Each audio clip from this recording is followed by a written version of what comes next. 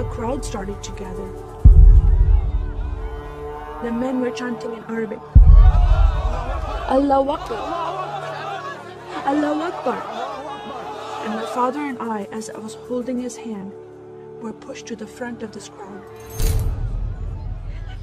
In the center of this crowd was an Arabic woman, dressed just like this, and she was tied up and she was sitting on a box.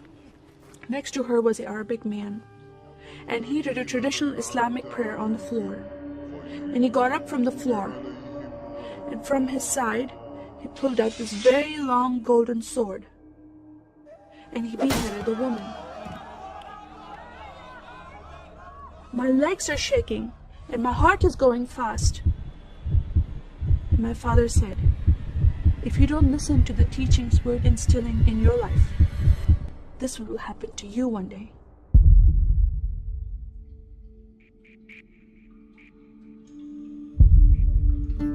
I was born and raised in a small country by the name of Kuwait, a community of 98% Muslim population. 2 of my uncles are imams, and 1 is president of a mosque, where I would hear the call to prayer 5 times a day.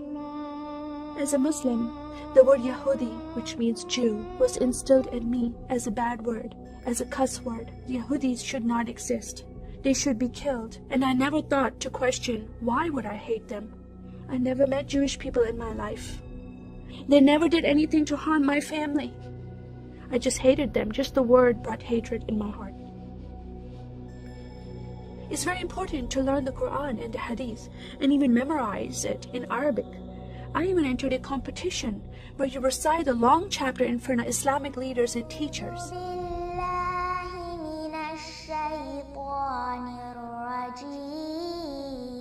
And I came 2nd place. I thought I did a good job.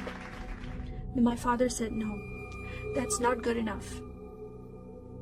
Most of my life for me, it was alone, by myself, broken person, in need of love from my family, but I never received it from them. I tried to experience this love from Creator God, from Allah. In my prayer times, I lifted up my hands and I cried out to Allah for help. Please have my father stop beating my mother. Please have my father stop beating me. But no help came. God is not a personable God to Muslims. God doesn't say, I love you. Saddam Hussein forces came in the middle of the night and invaded the small country of Kuwait. And then they came to my city and they destroyed property and they looted people's home and they stole possessions and they killed the men and they raped the women. Then we were granted asylum status to stay in the US. My grandmother suddenly got very sick. She had a heart attack and she went to the hospital. And 2 days later, she passed away. I was devastated because I lost my best friend.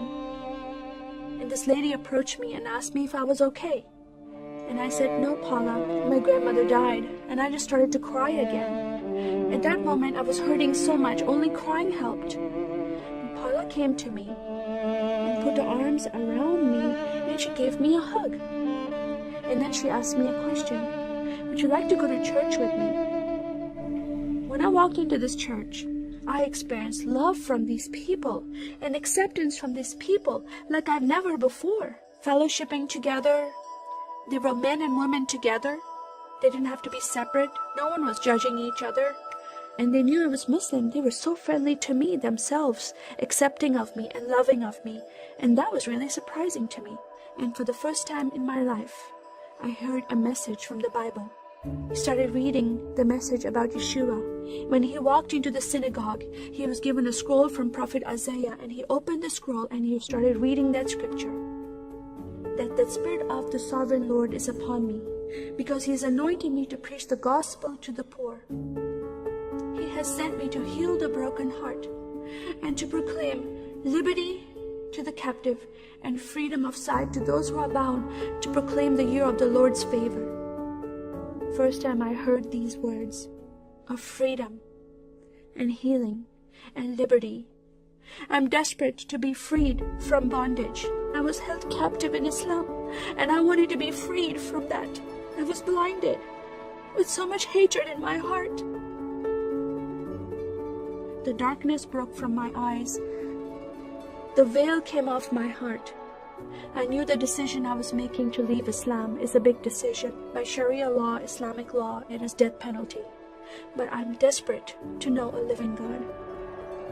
In that day, I gave my life to becoming a follower of Jesus. This is the God of Israel, God of Abraham, Isaac, and Jacob. And the nation of Israel is God's heartbeat. And I said, God, forgive me. I did not know I hated your people. I love the Jewish people because it's their God, their Messiah that I'm following. And He told me to love them. I never knew what happened to the 6 million Jews that died.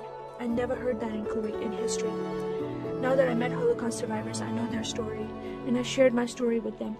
Your God, your Messiah, changed my heart, giving His life for me, so I can have life everlasting. He rescued me. He saved me. He came and brought joy in my life again.